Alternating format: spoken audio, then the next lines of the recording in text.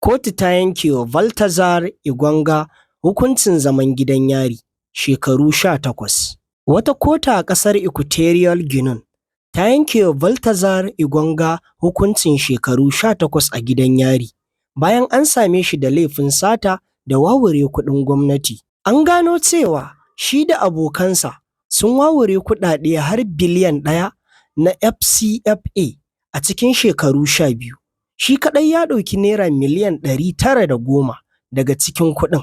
Amma fa hukuncin da aka yanke masa bai da alaƙa da mata sama da 400 da ake zargin yana hulɗa da su. Baltasar ya kasance babban jami'i a ma'aikatar inshora ta ƙasar na tsawon shekaru 5 kafin a bankaɗo badakalar da ya yi.